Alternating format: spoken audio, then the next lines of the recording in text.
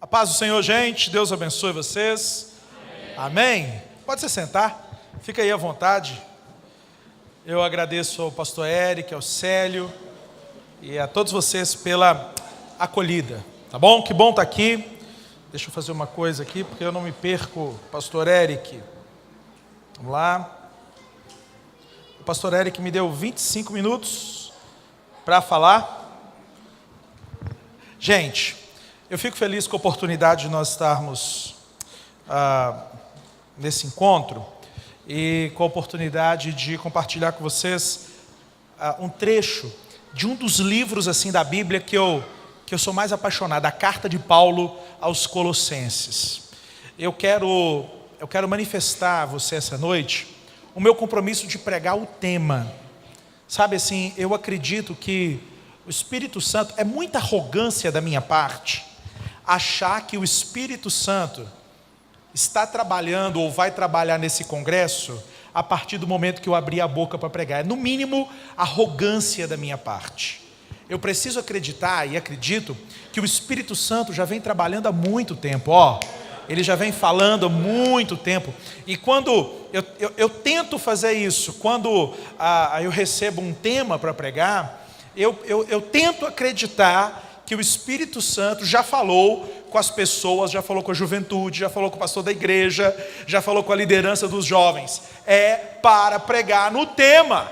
Então você prega no tema, se vira, estuda a Bíblia e prega no tema, seu pregador preguiçoso, né?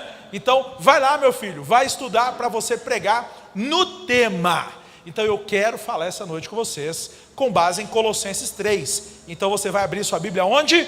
Colossenses 3, meu filho, abre a Bíblia. Colossenses capítulo 3. Gente, então tá.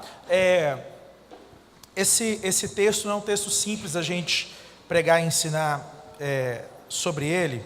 E nem esse tema é um tema simples. Falar sobre a nossa reconciliação e o propósito da nossa reconciliação em Cristo é algo bastante desafiador, tá bom? Mas eu quero que você esteja bastante atento, que você mantenha a sua Bíblia aberta e que o Espírito Santo de Deus seja a única voz, seja o único que tenha a voz ativa agora, falando ao seu coração. Que toda a força das trevas, todo espírito maligno que trabalha para fechar o coração das pessoas, que trabalha mantendo o entendimento das pessoas aprisionado, que toda ação maligna seja cancelada agora em nome de Jesus. Em nome de Jesus. Pois bem, eu vou ler com você o capítulo 2, do versículo 20 até o capítulo 3, versículo 4. Colossenses 2, 20 até o capítulo 3 e versículo 4. Beleza? Encontrou aí? Então eu vou fazer essa leitura então. Diz assim Colossenses capítulo 2, a partir do versículo 20. Se morrestes com Cristo para os rudimentos do mundo, porque, como se vivesseis no mundo, vos sujeitais a ordenanças. Não manuseis isto, não proves aquilo, não toque aquilo outro, segundo preceitos e doutrinas dos homens. Pois que todas estas coisas, com uso, se destroem.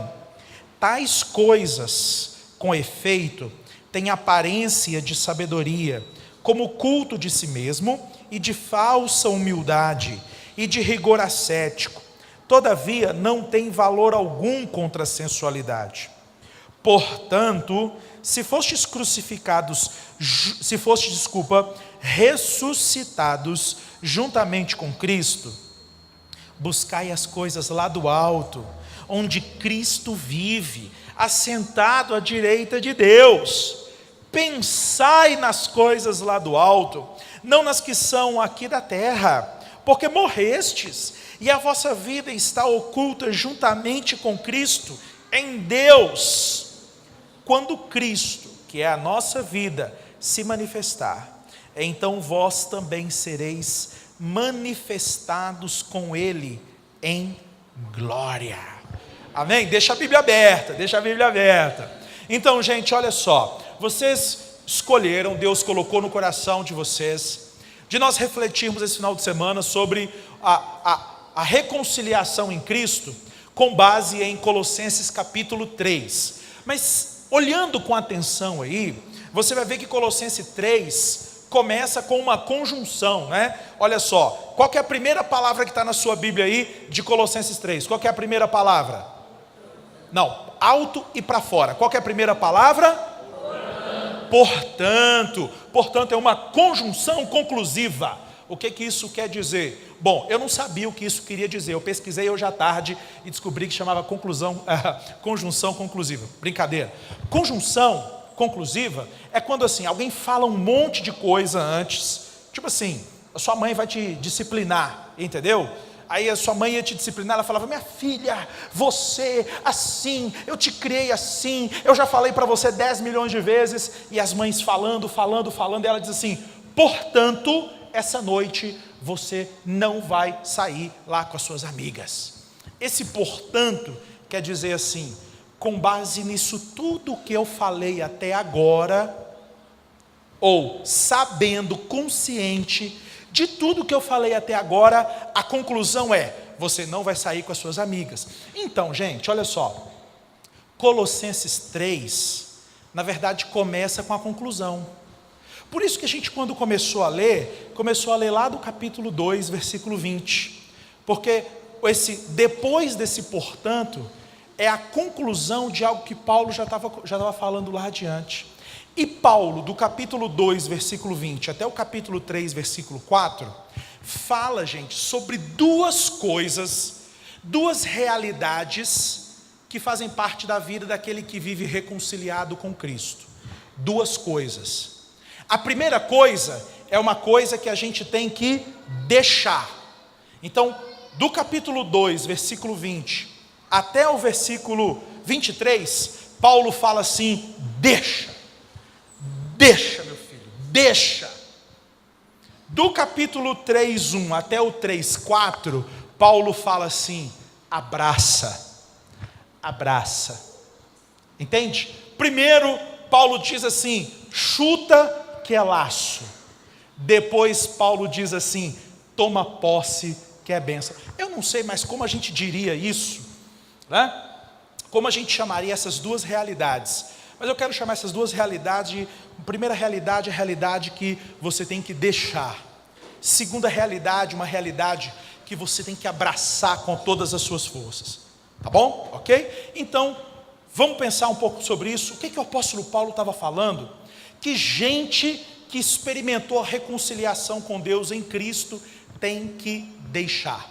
Vamos dar uma olhada nisso? Sim ou não, gente? Então, primeiro a gente vai pensar nesse deixar. Olha só, pessoal, Paulo estava falando com uma igreja que ficava numa cidade chamada Colosso. A cidade de Colosso era uma cidade muito importante, havia passado por altos e baixos, enfim, tem uma igreja ali. E Paulo vai escrever para essa igreja. Agora, olha que interessante.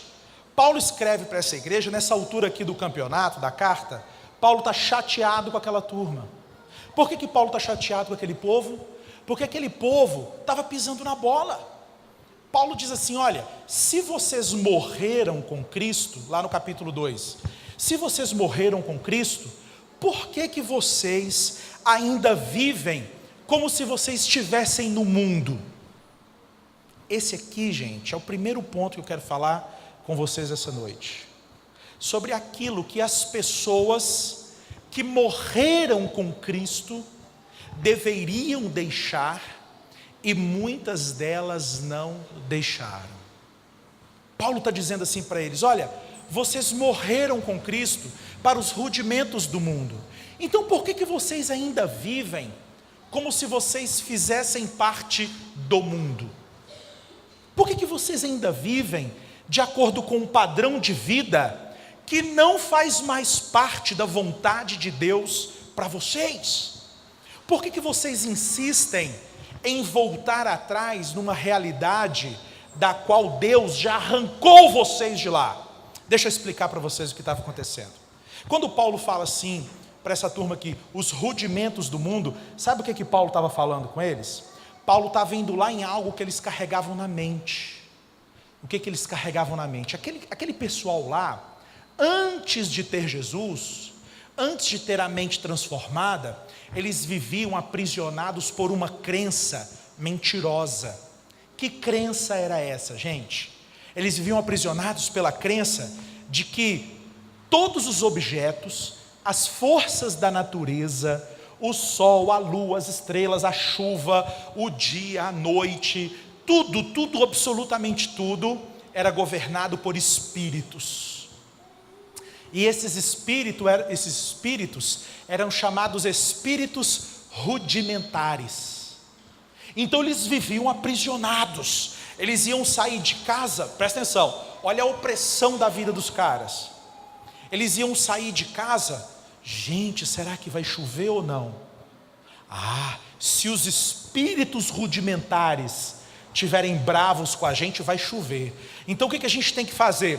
Nós temos que fazer um sacrifício, fazer alguma oferenda para que os espíritos, para aplacar a ira dos espíritos, para os espíritos não atormentarem a gente. Pessoal, a vida daquela turma era uma tribulação. Por quê? Porque eles acreditavam numa mentira, e essa mentira aprisionava a vida deles. Então, eles conhecem Jesus, só que tem um problema, mesmo depois de conhecer Jesus, eles estão voltando lá atrás, acreditando nas mentiras que foram contadas para eles, muito tempo atrás. E aí, gente, eu vou dizer para vocês, quando alguém decide acreditar em mentiras, a vida dessa pessoa se torna uma vida aprisionada, uma vida difícil.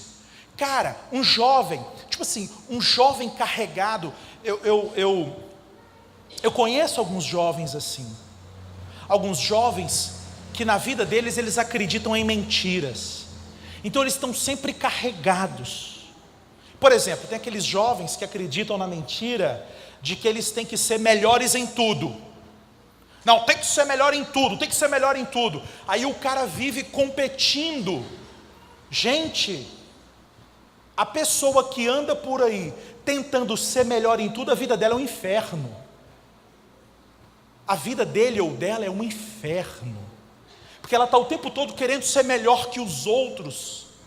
Pessoal, a gente já morreu em Cristo. A gente não vive mais um mundo competindo uns com os outros.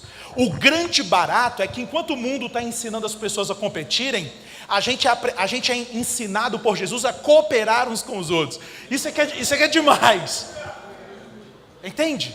Então, o jovem que acredita na mentira, que ele tem sempre que ser mais bonito, ou que ele nunca está bonito ou bonita o suficiente. Então, a vida é um inferno, cara.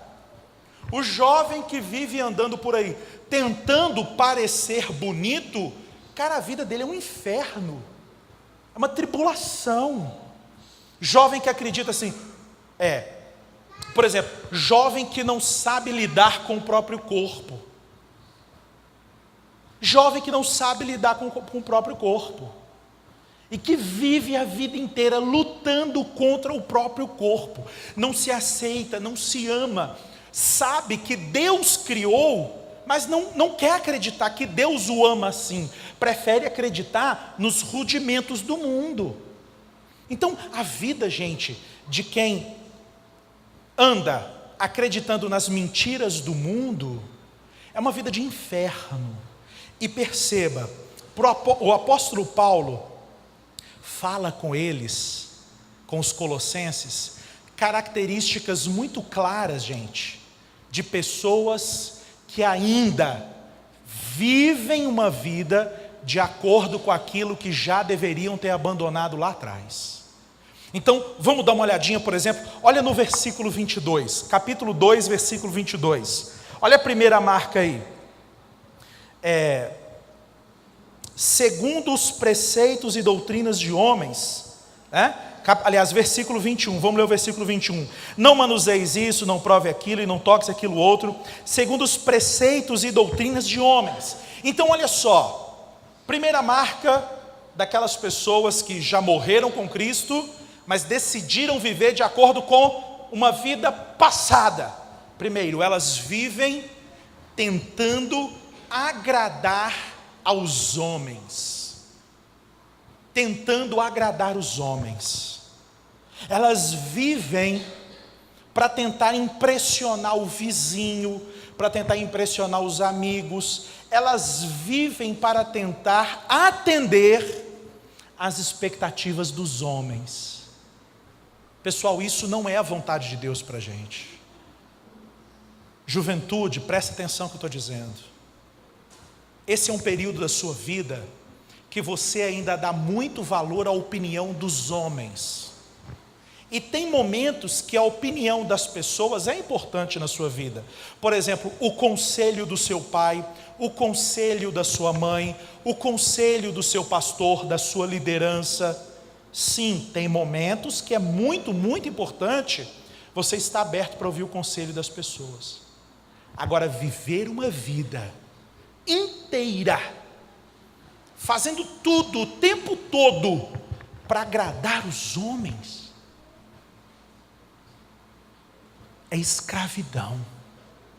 Depois o apóstolo Paulo vai dizer também, lá no versículo 22, que tudo aquilo que aquelas pessoas tentavam fazer para agradar os homens, aquelas coisas se gastavam com o tempo.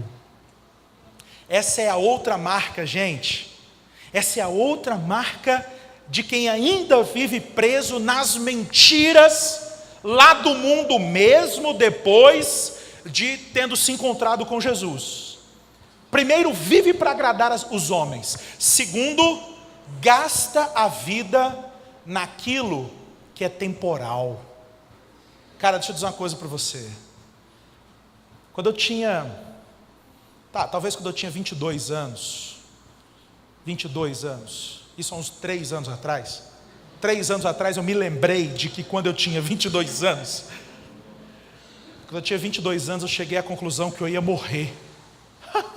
Presta atenção, com 22 anos eu cheguei à conclusão que eu ia morrer.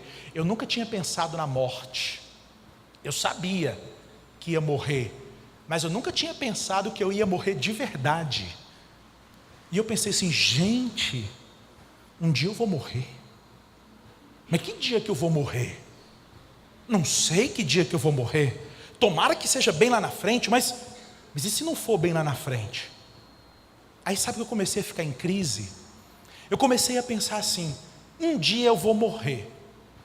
E quando estiver chegando pertinho da minha morte, que eu souber que vou morrer, e eu olhar para trás e descobrir que tudo aquilo que eu gastei a minha vida fazendo, era uma coisa que não valia a pena.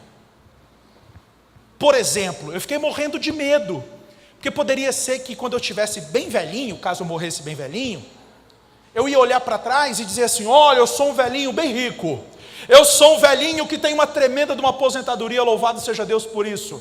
Eu sou um velhinho que tem muitas casas de aluguel, louvado seja Deus por isso. E quando eu fiquei pensando nisso, que eu poderia morrer como um velhinho rico, porque eu poderia passar o resto da minha vida tentando ganhar dinheiro, me deu uma frustração. Falei, cara, gastar a vida inteira tentando ter dinheiro é algo muito medíocre. É algo muito medíocre. E quem vive a vida acreditando nas mentiras lá do passado, acreditando ainda nos rudimentos do mundo, passa a vida inteira gastando a vida naquilo que não vale a pena. Linderson, como eu sei que vale a pena gastar o meu tempo numa coisa? É simples. Se essa coisa não acabar depois que você morrer, preste atenção. Presta atenção, cara, a sua vida é eterna.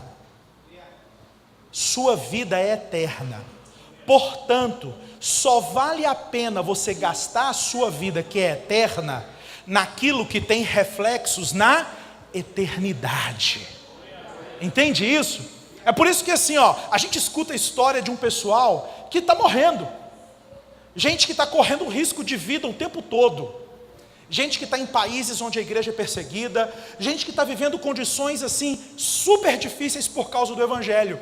E diferentemente de nós, Aquela turma lá que está muito mais perto da morte que nós, eles não ficam assim, ai, eu nunca vi uma carta de missionário que está lá onde está a igreja perseguida, dizendo assim, ai, eu quero que vocês orem para que eu não morra.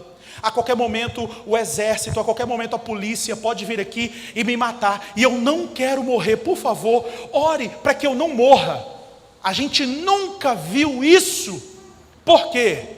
Porque quanto mais você investe a sua vida naquilo que é eterno, mais convicção você tem de que está vivendo uma vida que vale a pena. E quem sabe que vive uma vida que vale a pena, não tem medo da morte. Entende isso? Então, o que você tem que fazer? Você tem que começar, a partir de ontem, a investir a sua vida num negócio que vale a pena. A investir o seu tempo num negócio que vale a pena. A investir a sua força física em alguma coisa que vale a pena. E o que vale a pena? O que vale a pena é aquilo que não acaba no dia da sua morte.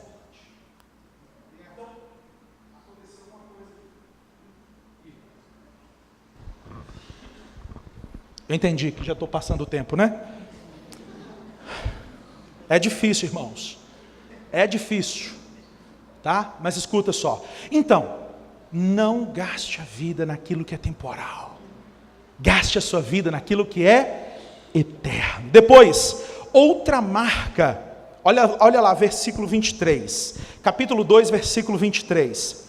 Tais coisas, com efeito, têm aparência de sabedoria, como culto de si mesmo e de falsa humildade, para que, gente, a outra marca que caracteriza aqueles que vivem uma vida com base nos rudimentos do mundo.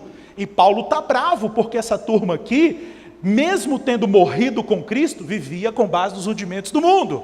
Então a outra característica tem um profundo compromisso com coisas que enganam pela aparência.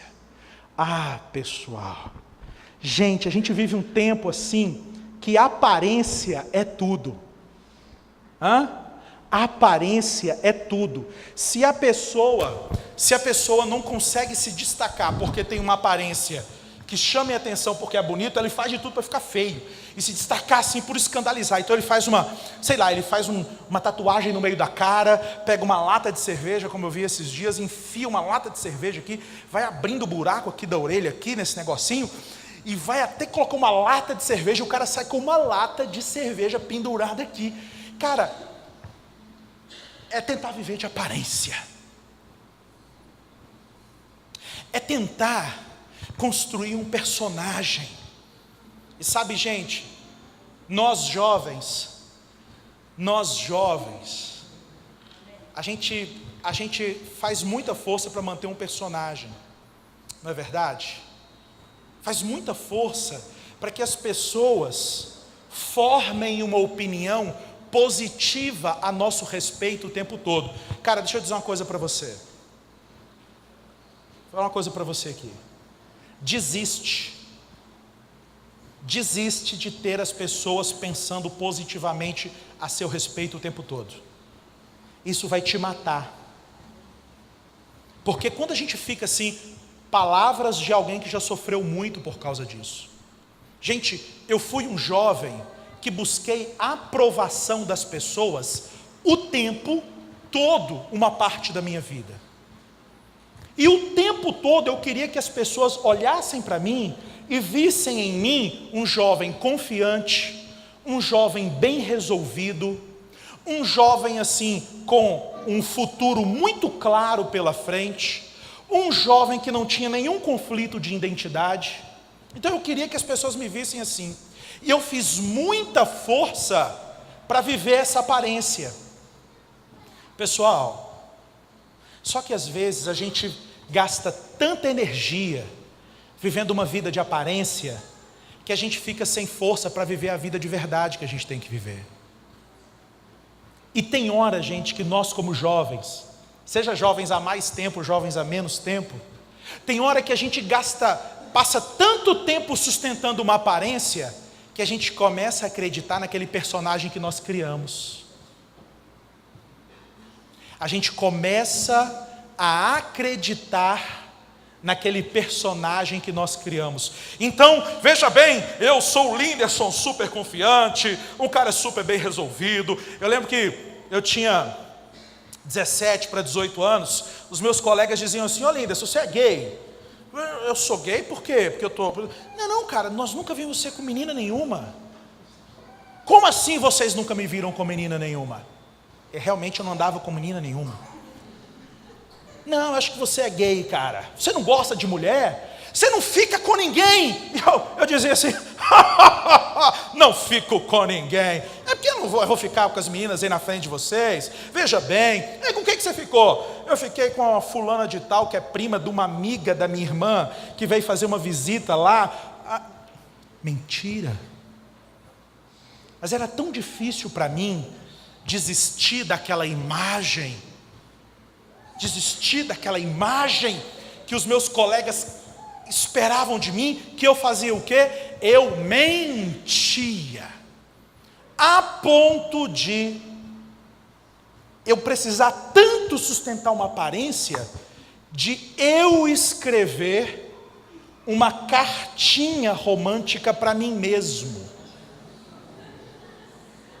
e colocar lá o nome fulana de tal. Aqui, ó. Tô louca por você.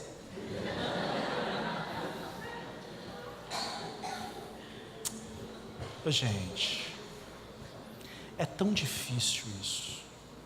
E sabe que em maior e menor intensidade,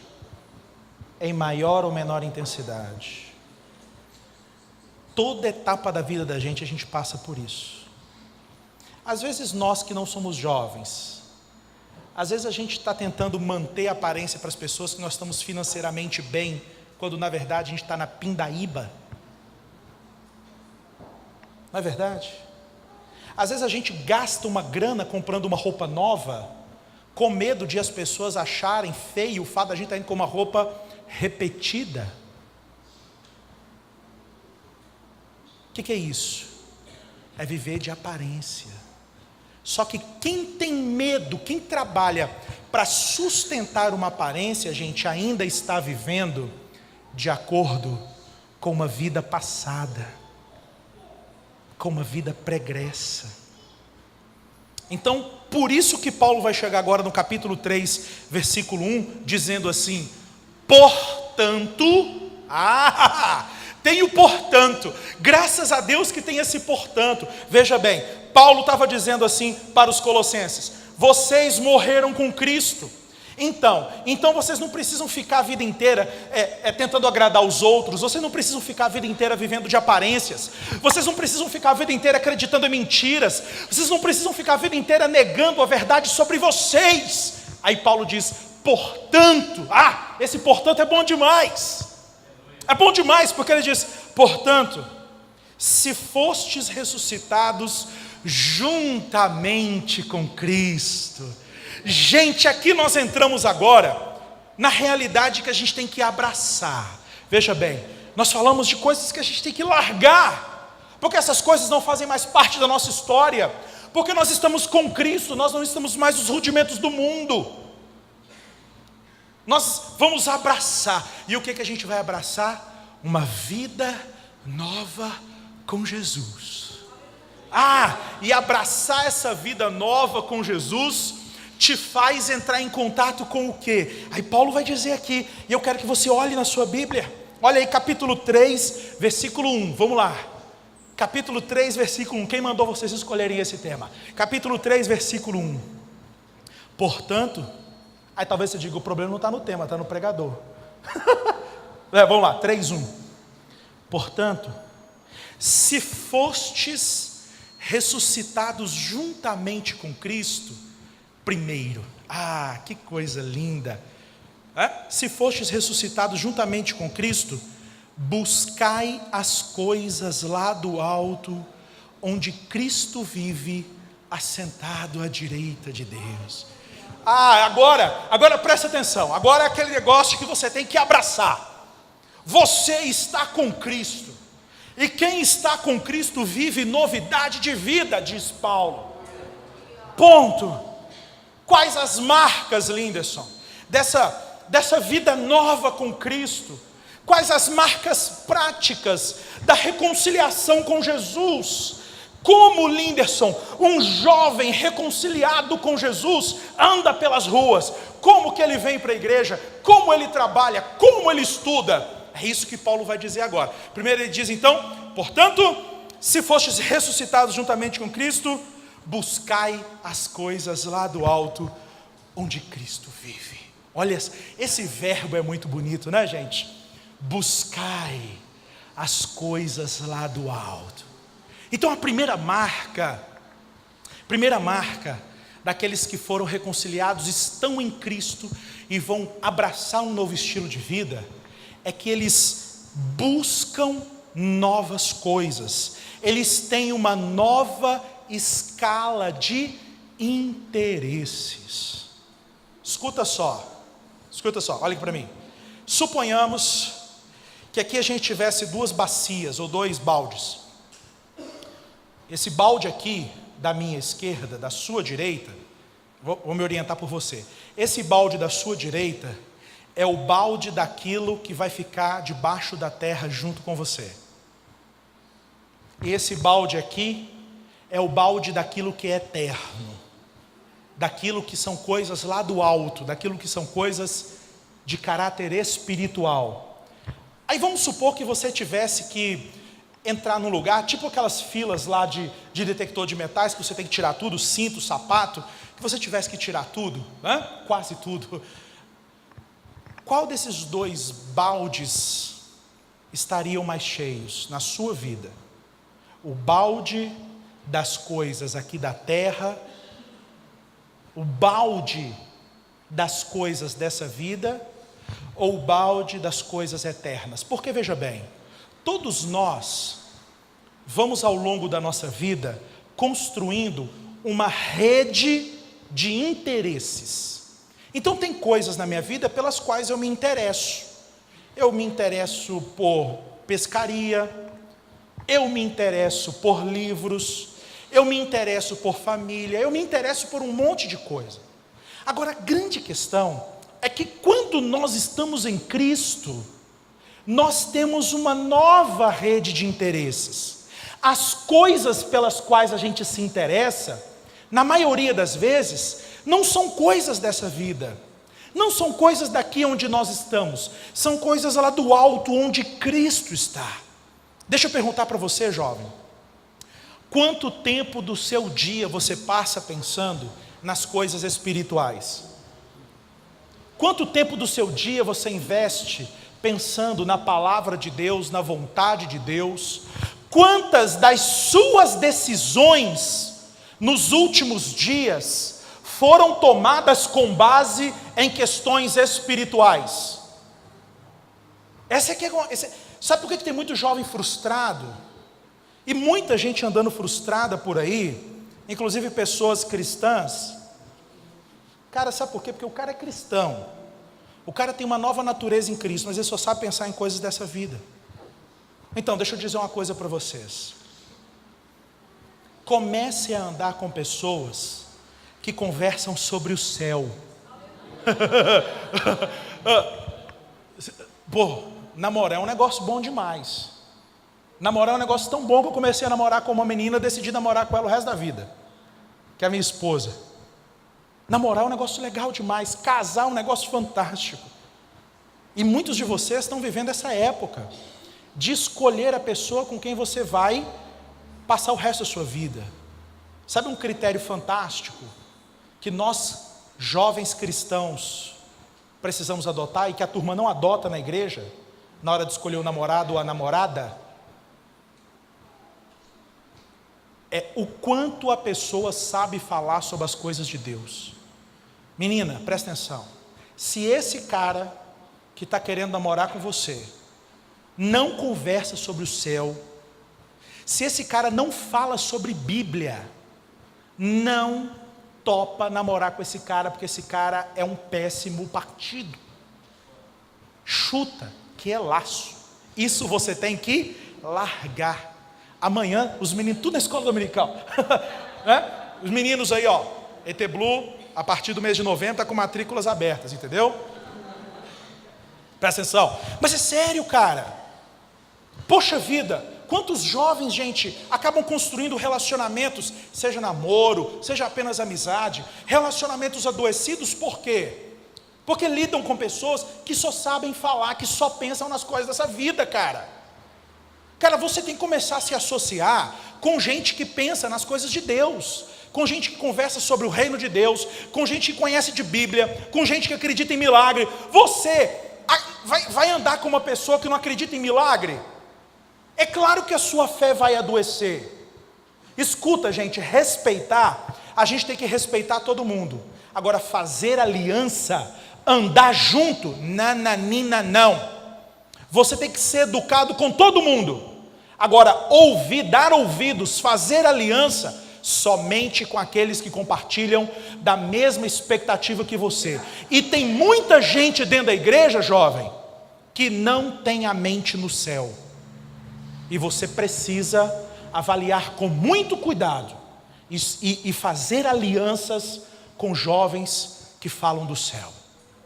Jovens que pensam em milagre. Cara, vocês têm que pensar em milagres, cara. Não, vocês têm que pensar em milagres, gente. Não.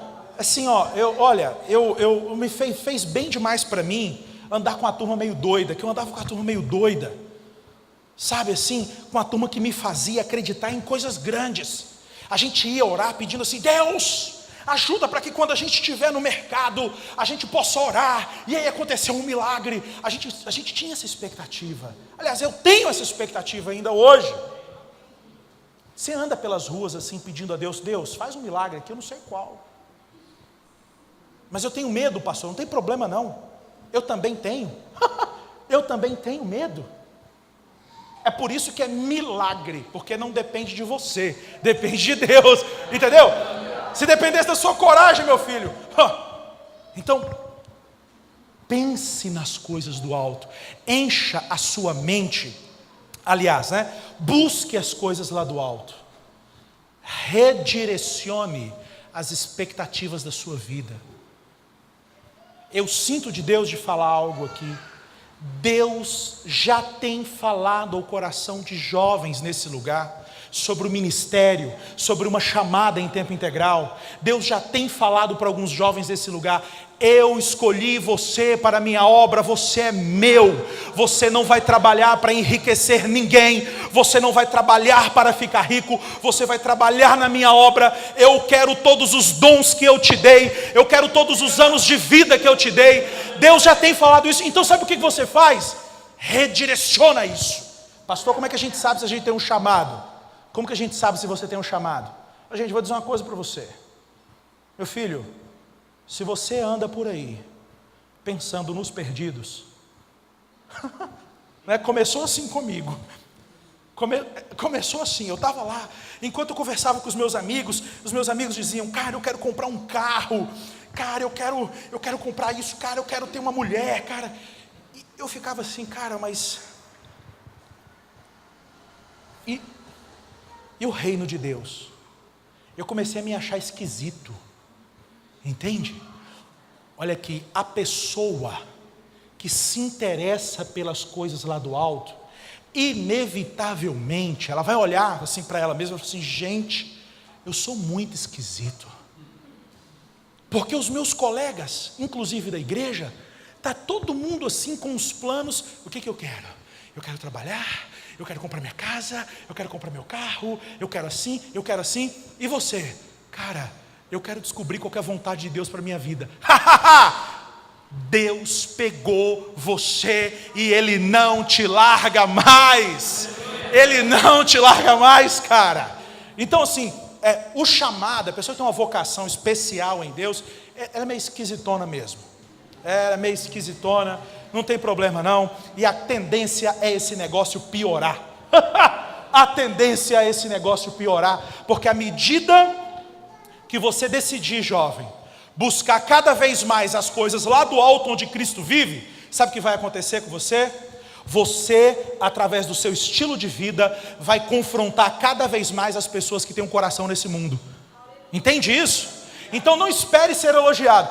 Eu me lembro assim das primeiras vezes que eu chegava assim para algumas pessoas e falava assim: Deus está me chamando para o ministério, Deus quer que eu seja um missionário, Deus quer que eu seja um pastor, eu quero entregar a minha vida integralmente para o reino de Deus. O pessoal vê assim: ih, rapaz, olha, não vai depender de salário de igreja não, tá? Primeira coisa que Satanás vai falar com você: não vai depender disso.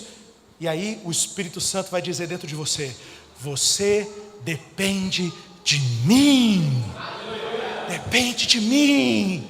Entende isso? Então não espere ser elogiado. À medida que você buscar com cada vez mais afinco, com cada vez mais paixão as coisas de Deus, espere para ser criticado com cada vez mais intensidade, porque nós estamos vivendo uma febre de gente mundana.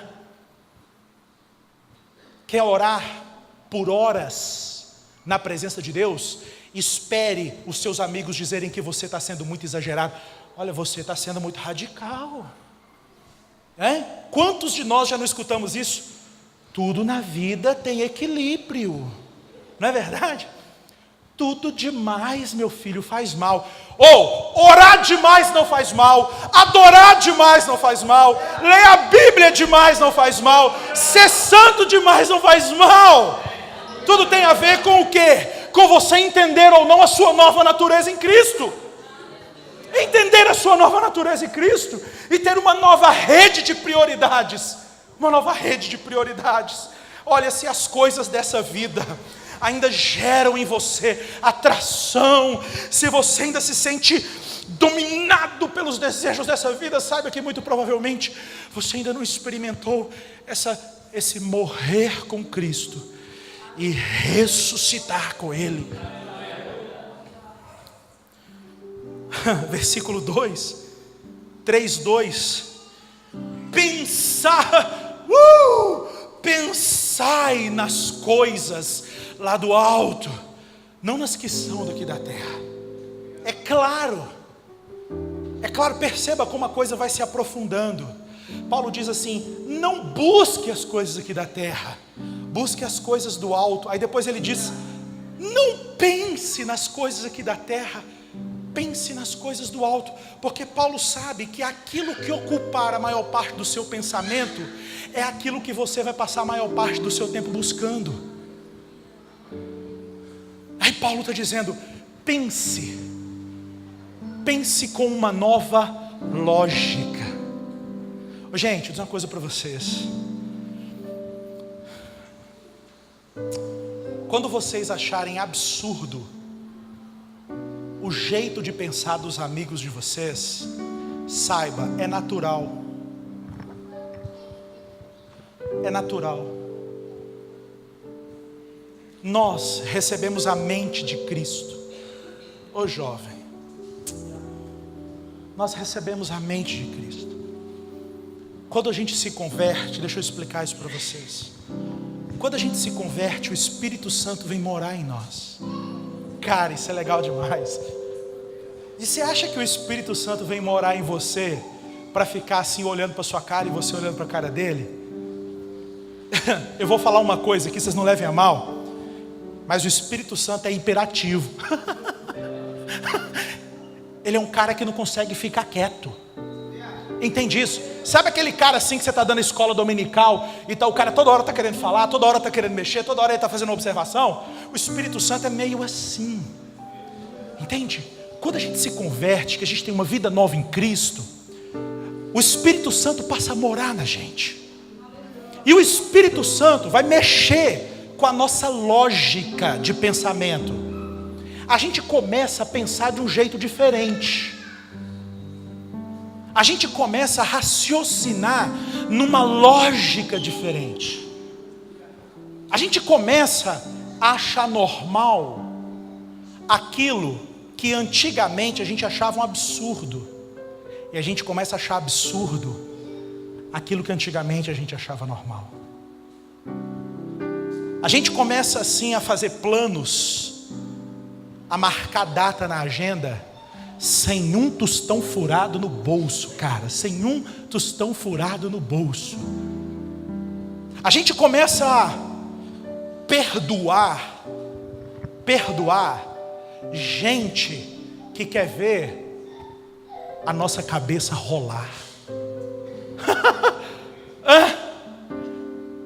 A gente é estimulado, de repente passa uma pessoa que te provoca, uma pessoa se porta sensualmente te provocando, e ao invés de querer usar o corpo daquela pessoa, o seu coração é movido de compaixão.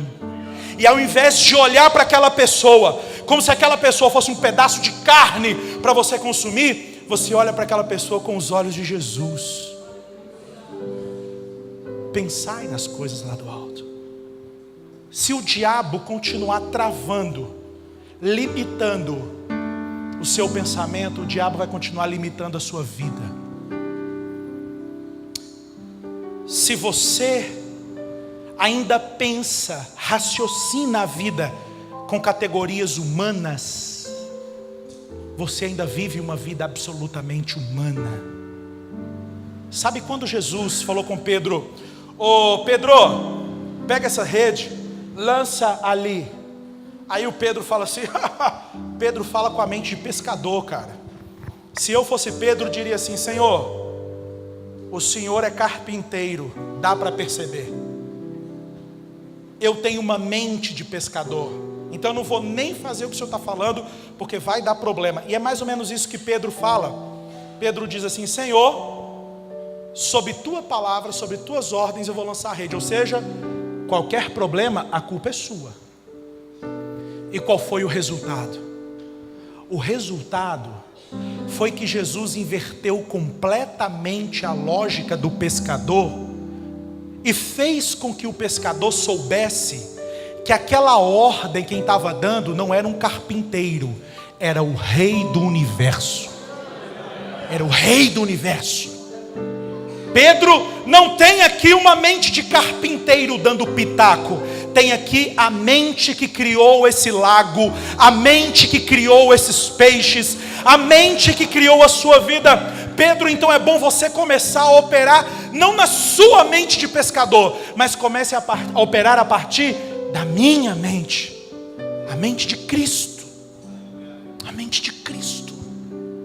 Cara, se você pedir a Jesus para mudar o seu pensamento, se você pedir a Jesus para transformar a sua maneira de pensar, preste atenção, você vai ficar assustado. Você vai ficar assustado, porque você vai começar a acreditar em coisas que você tem até vergonha de falar com os outros. Tem coisas que eu carrego no meu coração, visões que Deus me deu, palavras de Deus para a minha vida, que eu sei que não devo falar para as pessoas. Mas não é porque a inveja das pessoas, não existe esse negócio de a inveja do outro atrapalhar, não existe mal olhado gospel. Sabe por que eu não devo falar tudo aquilo que Deus me deu, todas as promessas de Deus para o outro? Porque as promessas que Deus fez para mim, Deus fez com base na mente dele, não com base na minha mente, ou com base na mente do outro. Portanto, se até eu tenho dificuldade muitas vezes de acreditar em tudo aquilo que Deus disse que faria na minha vida, imagina o outro. Imagina o outro. Então, se você disser assim: Senhor, pega a minha mente e dilata a minha mente, muda o meu pensamento, Senhor. Cara, você vai se ver orando por coisas que você vai ter vergonha até de dizer para as pessoas, porque você vai orar e vai acreditar não naquilo que a sua mente é capaz de produzir, mas naquilo que a mente de Deus é capaz de produzir. Ora, e se a mente de Deus é capaz de produzir, o poder de Deus é capaz de realizar. É isso que Paulo está dizendo. Ora, aquele que é poderoso para fazer infinitamente mais do que tudo quanto pedimos ou pensamos, conforme o seu poder. poder que opera em nós. Entende? Essas coisas, gente, essas coisas é coisa de quem está em Cristo, é coisa de quem está reconciliado com Cristo. Não é coisa assim de quem frequenta a igreja, porque nem todo mundo que frequenta a igreja consegue viver essas coisas. Seria ótimo se todos nós aqui conseguíssemos andar nessa mesma expectativa que o apóstolo Paulo está apontando. A gente não consegue. A gente não consegue. Agora, saiba de uma coisa: a sua vida não é determinada por aquilo que você conseguiu ou não conseguiu até agora. A sua vida é determinada pelas decisões que você faz de agora para o futuro. De agora para o futuro. Entende? Quem sabe você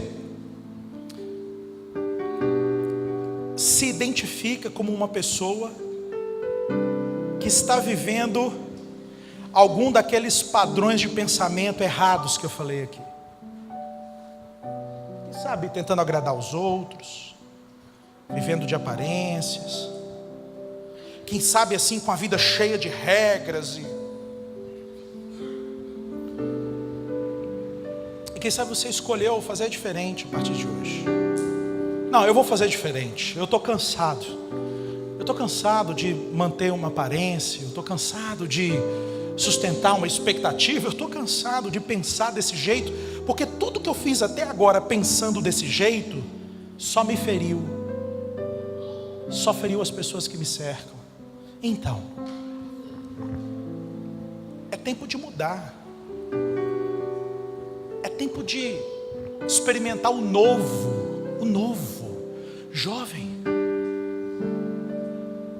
vocês são muito jovens para andarem carregados de coisa velha. E tem coisa na vida de vocês que, muito embora vocês sendo jovens, são coisas velhas e que precisam ser substituídas o quanto antes. Você tem que descobrir quem você é em Jesus. Você tem que descobrir o poder de Deus disponível para você. Você tem que começar a viver com convicção nessa palavra. Você tem que parar de ser levado de um lado para o outro. Você tem que parar de ser atormentado pelo diabo. Você tem que parar com essa sede, com essa sanha de ser melhor que os outros. Você tem que parar de competir com você mesmo. Você tem que parar com isso. Tem que parar. Você tem que parar de reclamar, porque você não percebeu que você reclama do mundo. Não é porque o mundo é errado, é porque você enxerga as coisas de forma errada. E o grande culpado da sua reclamação é você mesmo, que não tem uma mente curada, não tem uma mente cheia da graça, não foi batizado com fogo na língua. Entende isso?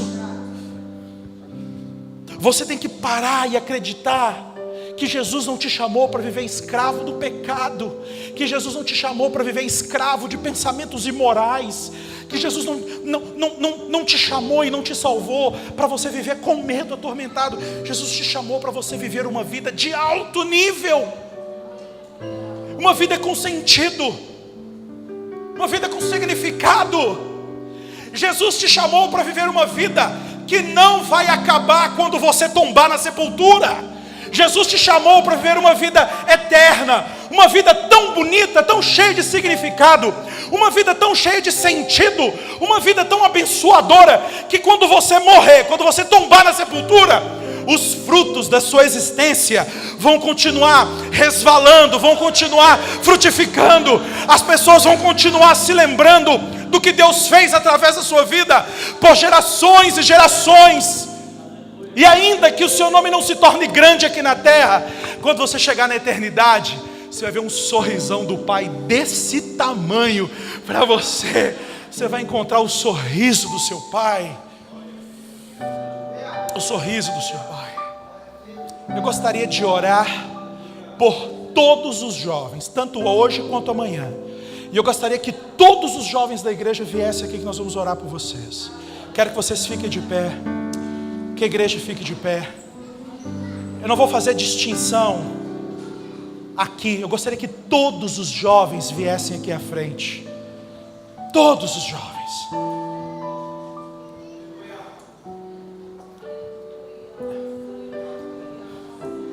E quem sabe você que não está vestindo aí essa camisa bonita, igual essa turma aí,